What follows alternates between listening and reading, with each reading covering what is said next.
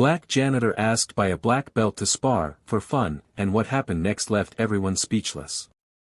The black belt instructor challenged the quiet janitor to spar, for fun, while his phone recorded everything. What happened next? The rhythmic thwack thwack thwack of fists against heavy bags stopped mid-strike. "Yo! My man with the mop." Charles Thompson's voice cut through the evening training session like a referee's whistle, commanding and impossible to ignore. He stood at the center of the mat, his red GI practically glowing under the dojo's bright LED lights, black belt cinched tight around his waist. Behind him, his phone sat mounted on a tripod, its red recording light blinking steadily. "Yeah, you.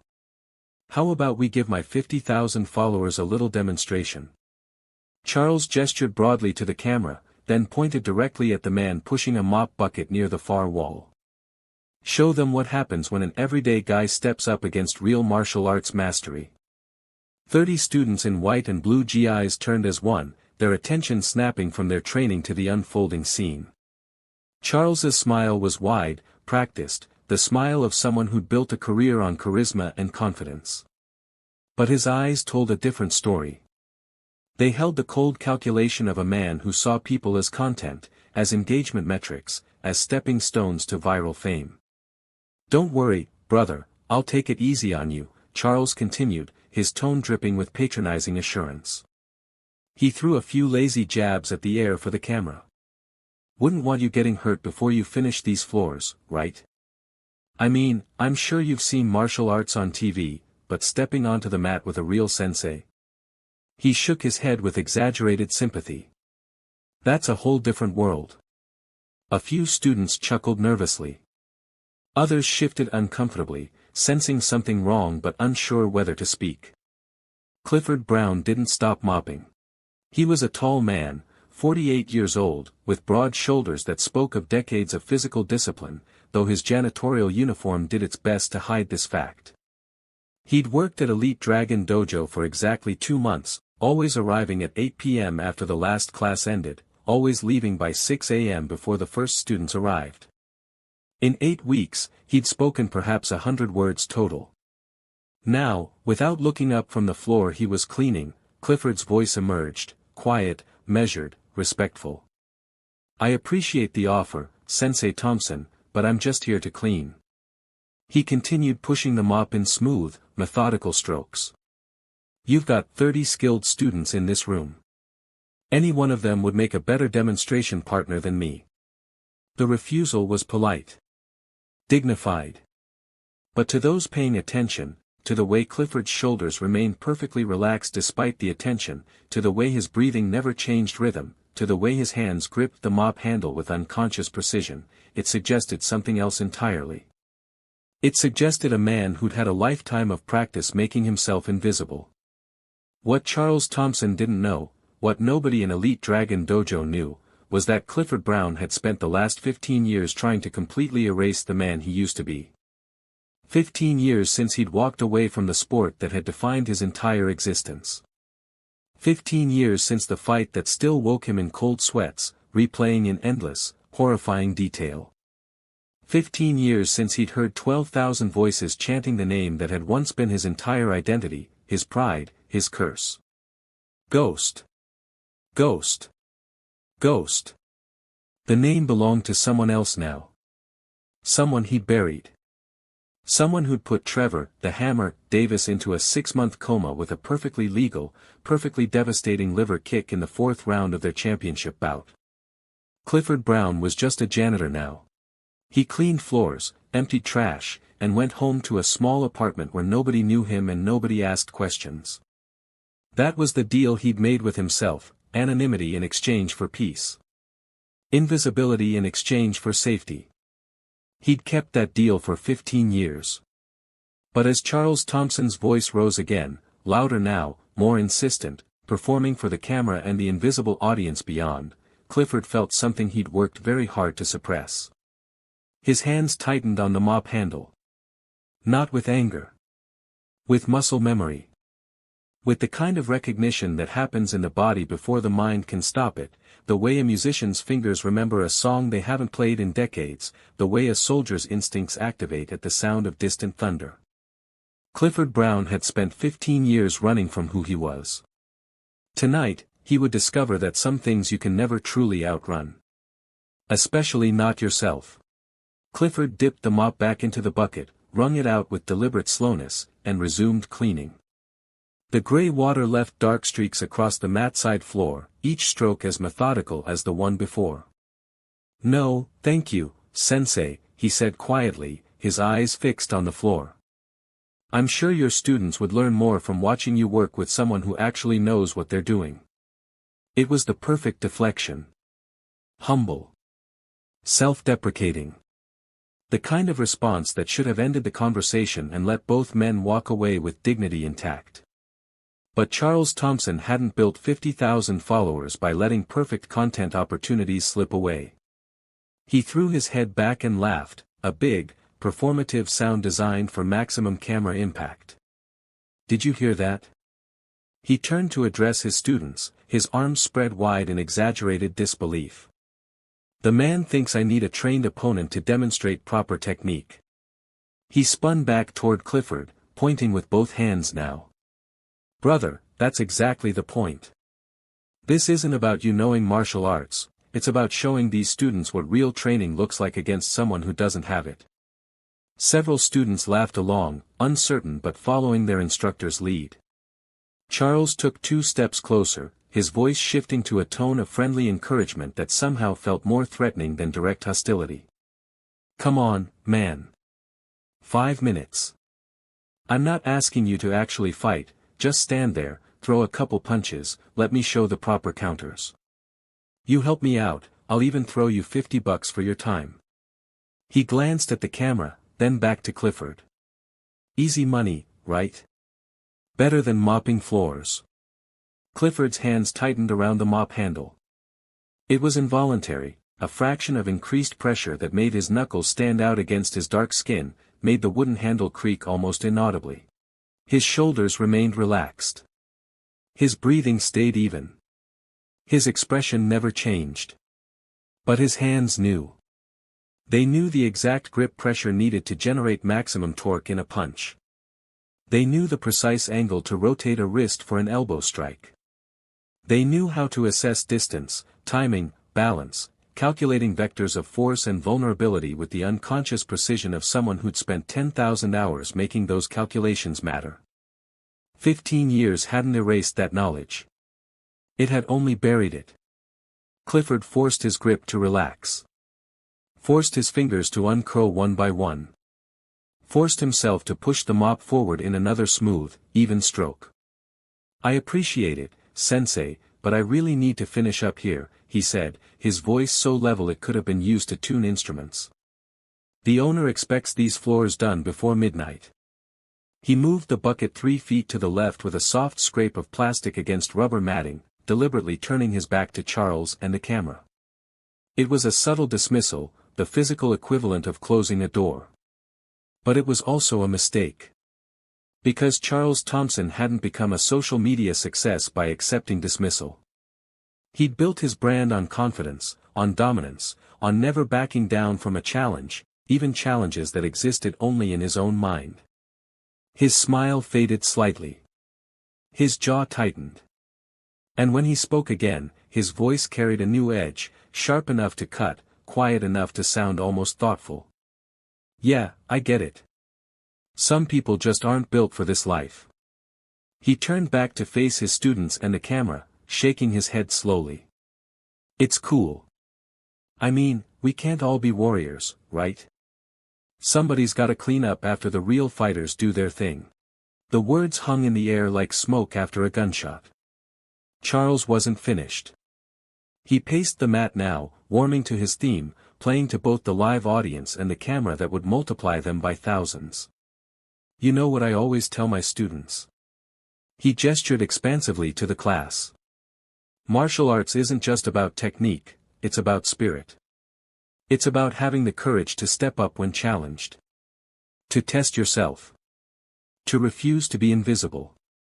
He let that last word linger, his eyes drifting meaningfully toward Clifford's back. But I guess some people are just comfortable where they are, you know. Charles's voice carried the razor-wrapped-in velvet quality of someone who'd learned to weaponize charm. Some people are meant to clean up after greatness instead of achieving it themselves. And hey, he shrugged with exaggerated acceptance, nothing wrong with that. The world needs janitors. Somebody's gotta do it. A few uncomfortable laughs rippled through the students.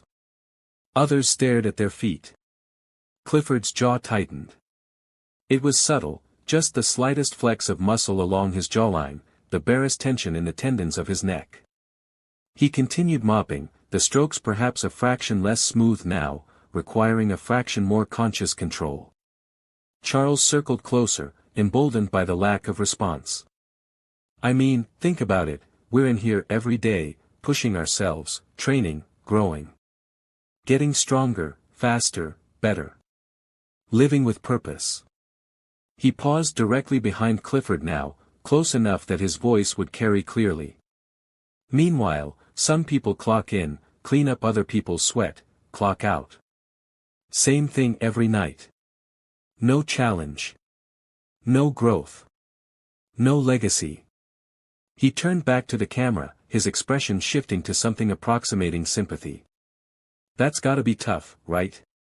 Being surrounded by people pursuing excellence while you're just maintaining the space where it happens. Always on the outside looking in. Always just the help. Clifford stopped mopping. He didn't turn around. Didn't speak. Just stood there, his hands resting on the mop handle, his head slightly bowed. The silence stretched out, heavy and strange. Charles misread it completely. To him, it looked like defeat. Like a man who'd been put in his place and knew it. Like confirmation of every assumption he'd made about who deserved respect and who deserved to be overlooked. His smile widened. He took another step forward, close enough now to lower his voice to a stage whisper that the microphone would still catch perfectly. Tell you what, brother, I'll make it easier for you. You don't even have to throw a punch. Just stand there and hold the pad while I demonstrate proper striking technique. Can't be too hard, right? I mean, if you can hold a mop, you can hold a pad. He waited for a response. Clifford's breathing had changed. Slower now. Deeper. The kind of breathing pattern fighters use to manage adrenaline, to maintain control when the body wants to explode into action. But he said nothing. Charles shook his head, turning back to his audience. You see this? This is what I'm talking about. Some people just don't have that warrior spirit. They're happy being. Sensei Thompson. The voice came from the line of students. Young. Uncertain. But determined. Marcus Chen had stepped forward. Charles's expression shifted the moment he heard the interruption. His performance smile flickered, revealing something harder underneath before he caught himself and turned it back on. But when he pivoted to face the class, his eyes had gone cold. Marcus, right? The green belt? Charles's voice remained friendly, but the temperature had dropped. This is an adult conversation, brother. Why don't you focus on your form work? But Marcus had already committed. He stood there, 17 years old, skinny in his white GI, his green belt looking almost too big around his waist, and held his ground even as his hands trembled slightly at his sides. Charles waited, his smile frozen in place, clearly expecting the kid to back down. He didn't. The instructor's jaw tightened. He glanced at the camera, perhaps calculating whether this interruption would make good content or ruin his narrative flow. When he spoke again, his tone had shifted to something approximating patience, the kind teachers use with difficult children. Look, I appreciate the enthusiasm. But maybe worry about your own progress before you start coaching from the sidelines, yeah? He turned back toward Clifford. Besides, I'm just having a friendly conversation with our janitor here about opportunities.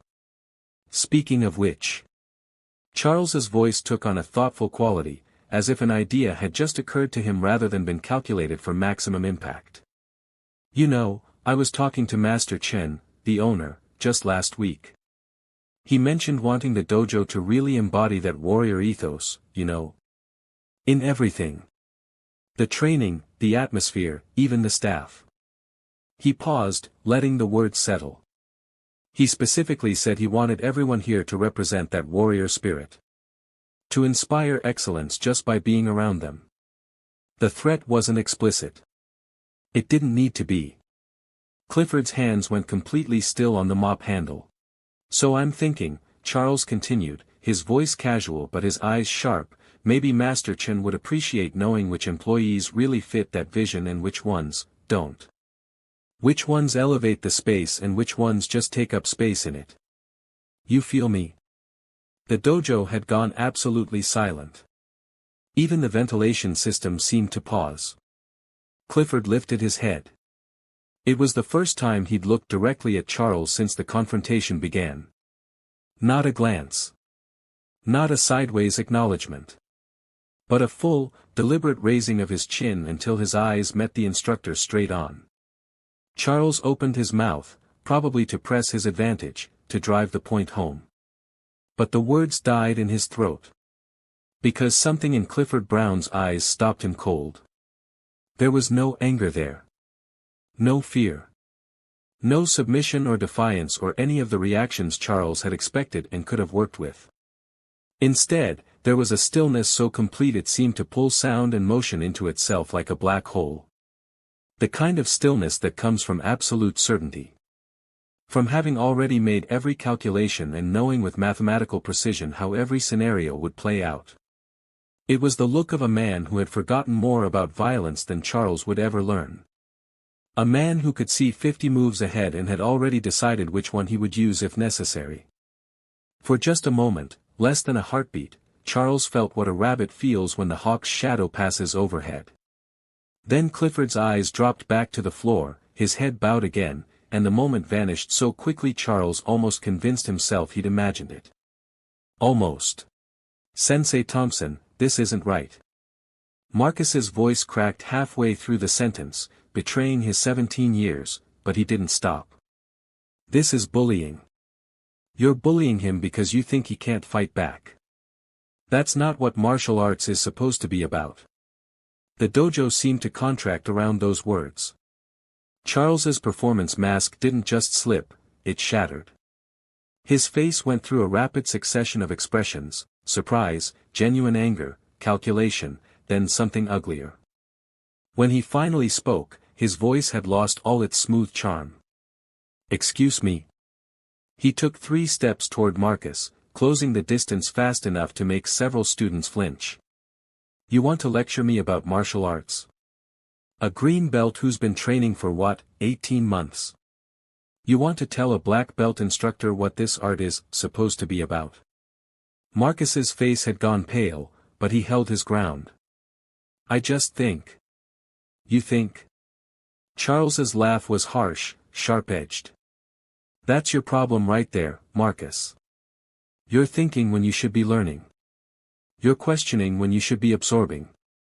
He moved even closer, invading the kid's space. You know what? Maybe that's why you're still a green belt. Maybe that's why your form is sloppy. Maybe that's why you failed your last belt test. I didn't fail. Yet. Charles let the word hang there, loaded with implication. But you will if you keep up this disrespectful attitude. You think I'm going to promote someone who undermines his instructor in front of the whole class? Someone who thinks he knows better than a sensei with 10 years of teaching experience. Marcus's hands were shaking visibly now, his breath coming faster. But when he spoke, his voice was steadier than before. This isn't about respect, sensei. You're threatening someone's job because they won't let you humiliate them on camera. That's not. Get off my mat. The command was flat, final. Sensei, I said get off my mat. You're done for tonight.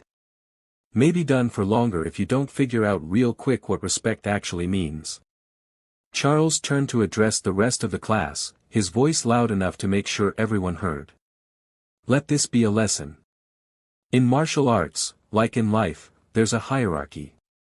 There's a reason for rank, for experience, for authority. When you question that, when you let your ego make you think you know better than your teachers, you're not just disrespecting them, you're disrespecting the art itself. He turned back to Marcus, who stood frozen, humiliation and anger warring across his young face. So here's what's going to happen. You're going to bow, apologize to me and this class for the disruption, and then you're going to leave. And when you come back, if you come back, you're going to remember your place. Marcus's eyes were wet now, though he blinked rapidly to keep the tears from falling. His jaw worked, words forming and dying unspoken. Then Clifford Brown set down his mop. The sound was soft, just a wooden handle resting against a plastic bucket, but in the absolute silence of the dojo, it rang out like a gunshot. Everyone turned. Clifford straightened slowly, his movements deliberate, almost ceremonial. He reached up and unfastened the top button of his janitor's uniform shirt, then the second, rolling his sleeves to his elbows with careful precision. When he spoke, his voice was quiet but carried to every corner of the room. "I'll spar with you, Sensei Thompson." Charles's head snapped toward Clifford, confusion and irritation flickering across his face. "What?" "I said I'll spar with you." Clifford took one step forward, then another, moving with a deliberate, measured pace that made each footfall seem inevitable. "You wanted your demonstration. You wanted to show your followers what real martial arts looks like." He stopped at the edge of the mat. "So let's show them." Charles recovered quickly, his smile returning, though it didn't quite reach his eyes now. "Oh, now you're interested. Little late for that, don't you think?" He glanced at the camera, then back to Clifford. "What changed?" Suddenly grew a spine because the kid embarrassed himself. "No." Clifford's voice remained level, emotionless. "I'm doing this because you need to learn something, and I'm qualified to teach it to you." The presumption of those words, a janitor claiming to be qualified to teach a black belt instructor, should have been laughable. Should have given Charles perfect ammunition for another round of mockery. But something in the way Clifford stood now made the mockery die unspoken. "Here's the deal," Clifford continued. "We spar. Light contact, your rules, your conditions. But when it's over, regardless of what happens, you apologize. To Marcus for threatening his progress because he showed moral courage. To every student in this room for turning their training space into a stage for your ego." He paused. "And to me, for treating a human being like a prop." Charles's expression hardened. "You're giving me conditions. You're telling me what I'm going to do in my own dojo?" "Yes." The simple certainty in that single word made several students draw in sharp breaths. Charles stared at Clifford for a long moment, his mind clearly working through the angles. This wasn't going the way he'd planned, but he'd backed himself into a corner. To refuse now would look weak. And besides, he was a second-degree black belt going against a middle-aged janitor. The outcome was inevitable. "Fine." He stepped back to the center of the mat, rolling his shoulders. "Light contact. First clean strike wins. And when I win, you apologize for wasting everyone's time with this little dignity play." He gestured to the mat. "Come on then. Let's get this over with." Clifford stepped onto the mat. And everything changed. The slouch that had defined his posture for 2 months, the protective camouflage of someone trying to disappear, simply vanished. His shoulders rolled back, his spine straightened, and his center of gravity dropped with a subtle shift of his hips that transformed his entire silhouette. His stance was perfect. Not textbook perfect, something deeper than that. It was the kind of perfection that comes from 10,000 repetitions burned into muscle memory so deep it becomes involuntary.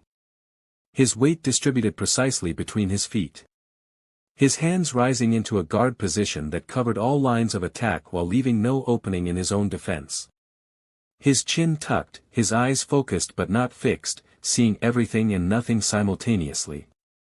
It was the stance of a man who'd spent a lifetime studying violence and had distilled that study into pure, efficient form. Charles felt it. Even through his arrogance, even through his certainty, something primal in his lizard brain recognized what it was seeing and sent a warning signal up his spine. Last chance, Sensei Thompson. Clifford's voice was almost gentle. You can apologize right now. We can end this without anyone getting hurt or embarrassed. Charles forced a laugh, but it sounded hollow even to his own ears. You're really committed to this character, huh? Okay, old man. Let's dance. He dropped into his own fighting stance, flashy, dynamic, the kind that looked incredible in photos and videos. For the first time since the confrontation began, Clifford Brown smiled.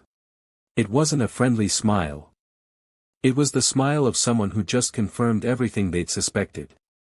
The smile of a master watching a student make a mistake they'd predicted 3 moves ago. The smile of the ghost. Charles attacked first. His opening technique was one of his signature moves, a jumping spinning back kick that had earned him thousands of likes across Instagram and TikTok. The kind of technique that looked absolutely devastating in slow-motion replays, his red GI spinning in a blur of motion, his legs snapping out at head height with impressive extension. It was beautiful. It was also completely ineffective. Clifford moved 6 inches to the left with minimal effort, his head tilting slightly to let Charles's heel whistle past his ear with room to spare. He didn't even raise his hands to block. Beautiful form, Clifford said conversationally as Charles landed and reset. Excellent flexibility and power generation. But you're telegraphing with your eyes. You look at exactly where you want to kick a full second before you commit. Any trained fighter would see it coming. Charles's confident smile faltered. He'd landed that kick on dozens of sparring partners. Had knocked out 2 competitors in tournaments with variations of it. He attacked again, a combination this time. Jab, cross, spinning hook kick, flowing together in the kind of sequence that demonstrated technical skill and creativity. Clifford evaded the jab by shifting his weight, slipped the cross with a subtle turn of his torso, and stepped back just far enough that the hook kick fell short by less than an inch. Again, he hadn't needed to block or parry. He simply wasn't there when the strikes arrived. Good combination, Clifford continued in that same teaching tone. You're creating angles, which shows tactical thinking. But you're shifting your weight to your right foot a full second before you initiate the spin. That tells me exactly what's coming and exactly when it's coming. Against an opponent who reads movement patterns, you'd be countered before the kick even launches. The students watched in stunned silence. This wasn't what anyone had expected. Charles wasn't being beaten, he was being analyzed. Dissected. Every technique he threw was being evaluated and graded in real time like a test. Charles's face had gone red now, frustration mixing with the first edges of genuine concern. He was a second-degree black belt. He'd won regional tournaments. He'd trained with legitimate fighters. And he couldn't touch this janitor. He pressed the attack more aggressively, a flurry of punches and elbows, trying to overwhelm through volume and speed. His hands were fast, his techniques sharp. Any normal opponent would have been forced to retreat or turtle up behind their guard. Clifford moved through the combinations like smoke through a chain-link fence.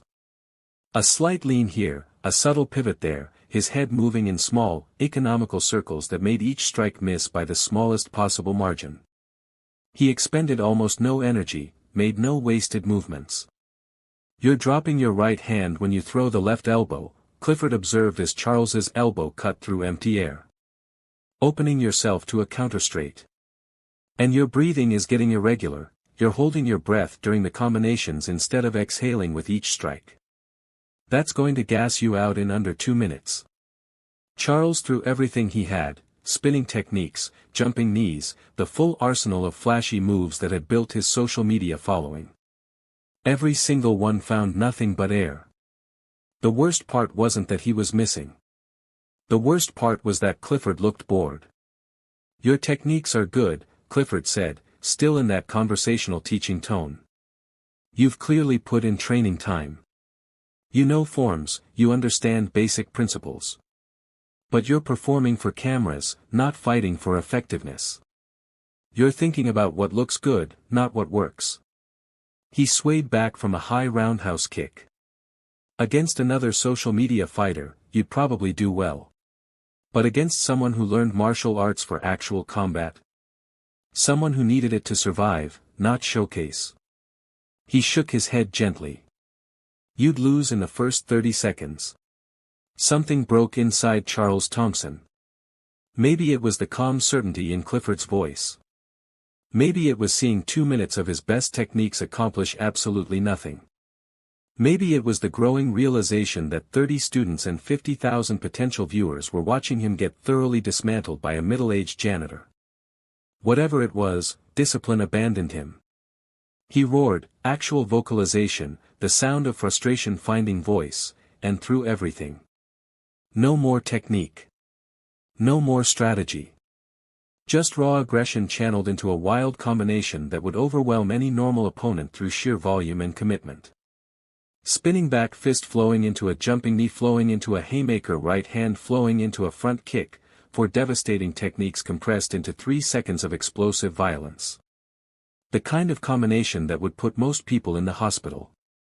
Clifford saw all of it before the first technique launched. He saw Charles's weight shift to initiate the spin. Saw the microtension in his shoulders that preceded the jump. Saw the desperation in his eyes that meant the combinations would keep coming regardless of defense or strategy. And Clifford saw the gap.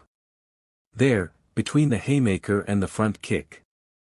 A microsecond window where Charles would be completely extended, his momentum carrying him forward, his guard dropped, his center line exposed. Clifford had spent 15 years trying to forget this feeling. The crystalline clarity of combat. The way time seemed to stretch and slow when your life had been measured in fractions of seconds for so long that your brain learned to subdivide those fractions further. The absolute certainty of knowing exactly where and when to strike for maximum effect. The haymaker came. Clifford stepped into it, moving forward instead of back, closing the distance by moving inside Charles's arc of power. The punch whistled over his left shoulder, missing by inches because Clifford had moved to where the fist wasn't rather than away from where it was. And then he was inside Charles's guard, close enough to smell the instructor's sweat, close enough to hear his desperate intake of breath. Clifford's palm rose in a gentle, almost casual motion. It touched Charles's solar plexus, the nerve cluster just below the sternum where the diaphragm meets the ribcage, with what looked like barely any force at all. To the students watching, it looked like Clifford had simply patted Charles's chest. But Clifford had spent 10,000 hours learning how to deliver maximum energy transfer with minimum visible effort. How to strike not at the surface but through the target, sending kinetic energy into the body rather than against it. The palm strike lasted less than 1/10 of a second. Charles's eyes went wide. His mouth opened in a silent gasp that produced no sound because his diaphragm had just been temporarily paralyzed, the nerves shocked into confused stillness. His forward momentum stopped as if he'd run into an invisible wall. Then his knees buckled. He dropped, not dramatically, not violently, just suddenly down, his body's automatic response to being unable to draw breath. He landed on his knees, his hands braced against the mat, his entire focus consumed by the desperate, impossible task of making his lungs work again. The dojo was absolutely silent. No one moved. No one spoke. 30 students stood frozen, their mouths open, their training forgotten as they tried to process what they'd just witnessed. The only sound was Charles Thompson's desperate, wheezing attempts to breathe, harsh, gasping sounds that scraped the silence like nails on stone. Clifford stood over him, looking down with an expression that held no triumph, no satisfaction. Just something that might have been sadness. "Breathe slowly," he said quietly. "Shallow breaths. Don't panic. Your diaphragm will reset in about 30 seconds. Charles looked up at him, his eyes wet, his face a mask of shock and incomprehension and humiliation so profound it was almost painful to witness. And in the back of the dojo, Marcus Chun pulled out his phone and began to search. Marcus's hands shook as his thumbs moved across his phone screen, typing frantically, his eyes darting between the screen and Clifford's face. His expression shifted through confusion, disbelief, and finally shock so complete his mouth fell open. "Oh my God," he whispered. Then louder, "Oh my God." Everyone turned to look at him. Marcus held up his phone, his hands trembling so badly the screen wavered. "Sensei Thompson, do you know who this is?" Charles, still on his knees and finally managing shallow breaths, couldn't answer. Couldn't do anything but stare at the mat and try to remember how breathing was supposed to work. Marcus's voice cracked with emotion, awe, vindication, and something approaching religious revelation. "This is Clifford, the Ghost, Brown. Four-time undefeated national kickboxing champion." He scrolled rapidly, reading details like they were scripture. Record, 47 wins, 0 losses. 32 knockouts. They called him the Ghost because opponents said fighting him was like fighting a phantom. You couldn't hit him, couldn't predict him, couldn't even see him move until it was too late. The name rippled through the class like electricity. Students pulled out their own phones, frantically searching, their whispers building into an excited murmur as images and fight footage confirmed what Marcus was saying. He retired 15 years ago after. Marcus's voice faltered as he read further, his excitement dimming. After his opponent Trevor Davis went into a 6-month coma from a liver kick in their championship bout. Davis survived but never fought again. Brown retired immediately afterward, disappeared completely. No one knew where he went. The murmur died. Everyone looked at Clifford, seeing him completely differently now. Not a janitor. Not a victim of bullying. Not even just a fighter. A legend. Charles finally managed to look up, his breathing still labored, his eyes finding Clifford's face.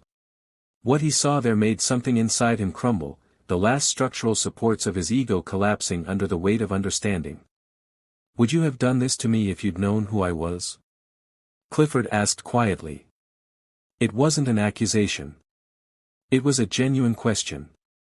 Charles tried to answer, couldn't find words, shook his head helplessly. "That's the problem," Clifford continued, his voice gentle but relentless.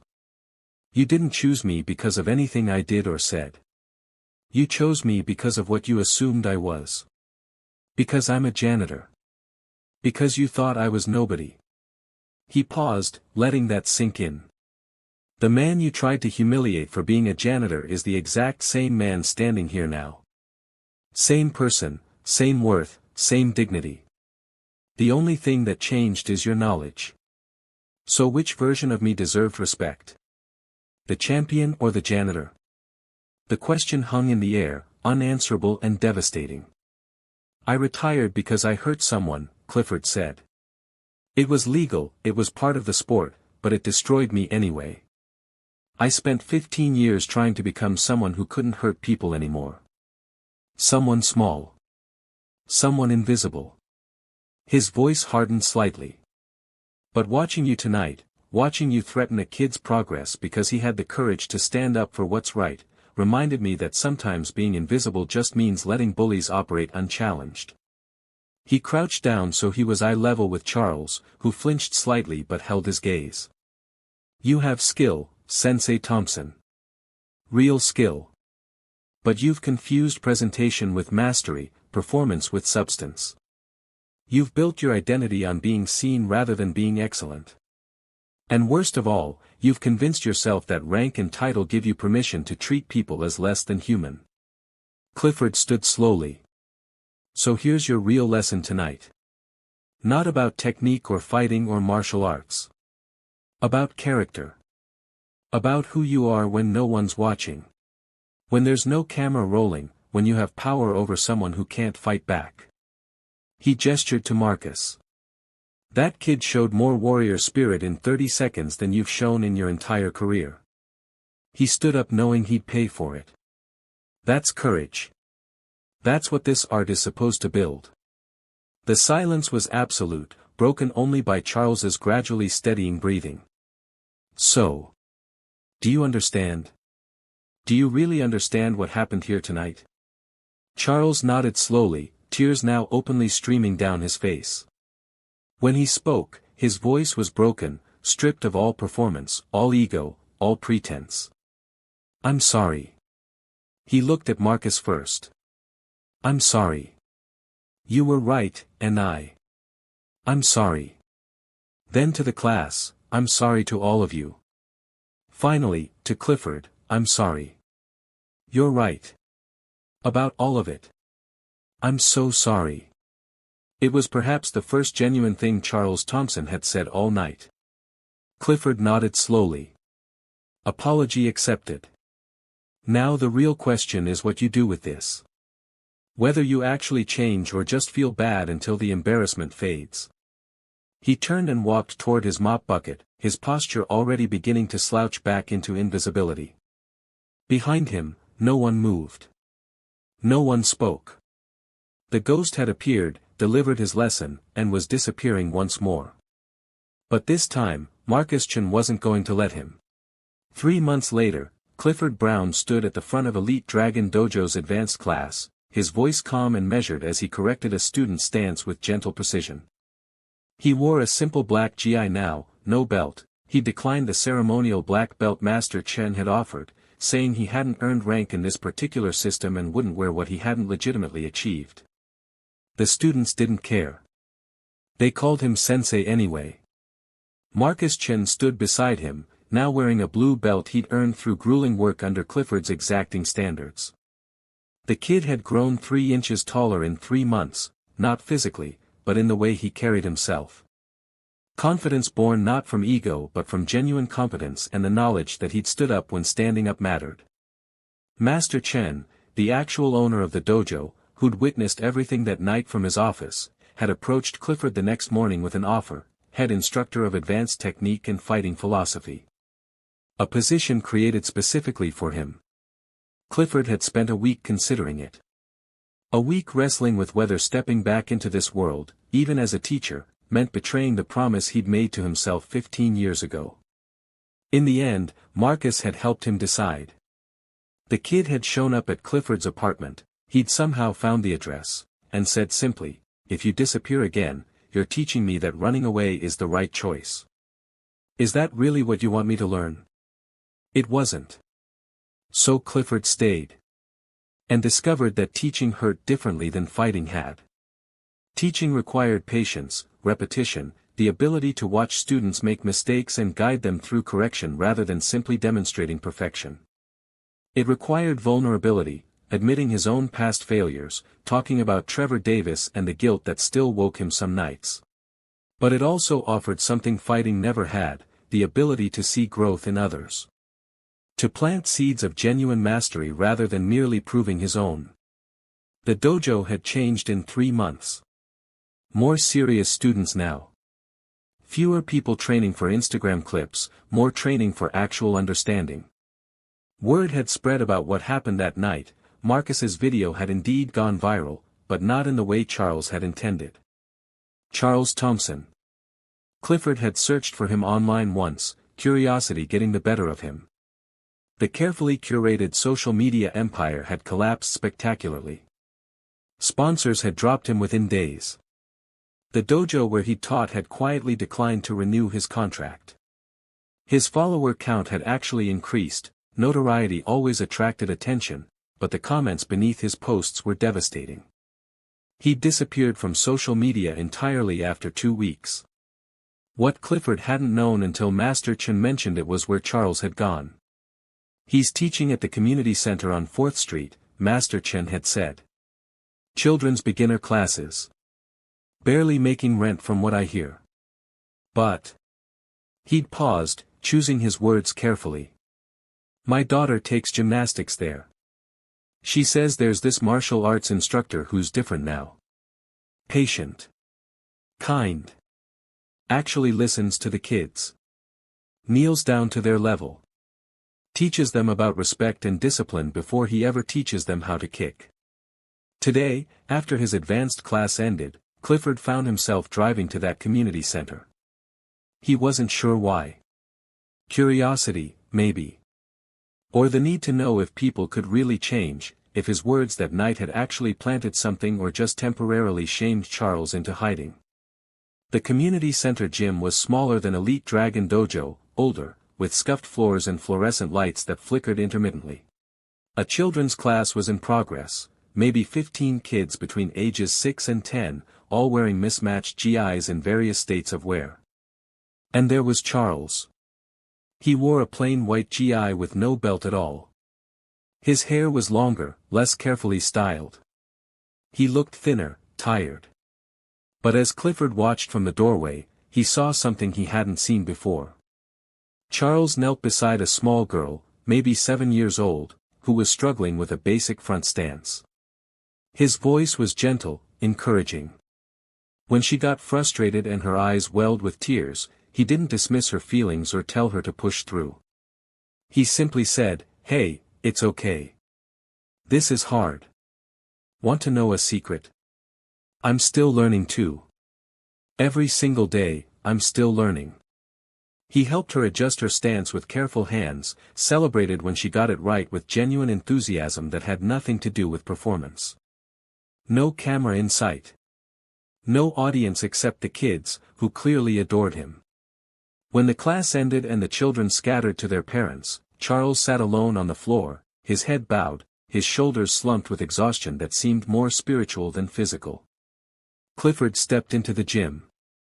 Charles's head snapped up, his eyes going wide with recognition and something that might have been fear. He stood quickly, his body language uncertain, defensive. "Sensei Brown, I." "Just Clifford," Clifford interrupted gently. He gestured to the now empty gym.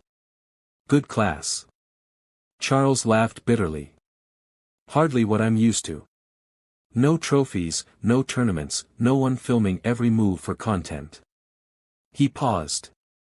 "No money either, really. But..." His voice softened. "These kids don't care who I was. They just care whether I show up and whether I'm patient when they struggle. It's humbling. Humiliating, honestly." "Good," Clifford said. Charles blinked, surprised. "Humility isn't the same as humiliation," Clifford continued. "Humiliation is what I did to you that night, necessary maybe, but still destructive. Humility is what you're choosing now. That's different. That's growth." They stood in silence for a moment. "I watched your fight footage," Charles said quietly. "All of it. Every fight I could find. You were incredible. A real artist. And I challenged you like you were nothing. Like you were." He couldn't finish. "Like I was just a janitor," Clifford finished for him. "Which I was. Which I still am, actually. I still do the cleaning at the dojo, just earlier in the day now." He smiled slightly. "That's the point, Charles. Those kids don't care about my fight record. They care about whether I help them improve. Just like your students here. They don't care about your social media followers. They care about whether you make them feel capable." Charles nodded slowly, his eyes wet. "So you're doing good work," Clifford said. "Real work. The kind that matters." He turned to leave, then paused. "The ghost was who I was when I needed to prove something to the world. Clifford Brown is who I am now that I've proven everything I need to prove to myself. You'll figure out who Charles Thompson really is underneath all the performance. These kids will help you find out." He walked toward the door. "Sensei, Clifford." He turned back. "Thank you," Charles said simply. "For that night. For stopping me before I became something I couldn't come back from." Clifford nodded. "Thank you for proving people can change. That's a lesson I needed too." Driving back to Elite Dragon Dojo, Clifford thought about victories. About the ones that happened in rings under bright lights with crowds chanting your name. About the ones that happened in silence, in small moments, in the slow transformation of character that no camera ever captured. Perhaps the greatest victory wasn't defeating your opponent. Perhaps it was helping them become someone better than they were before. And perhaps the truest mastery was knowing when to be seen and when to disappear, not from fear, but from choice. Clifford Brown had been the ghost once, feared and untouchable. Now he was something better, a teacher, a protector, and a man finally at peace with both who he'd been and who he'd become. The ghost could rest now. Clifford was enough.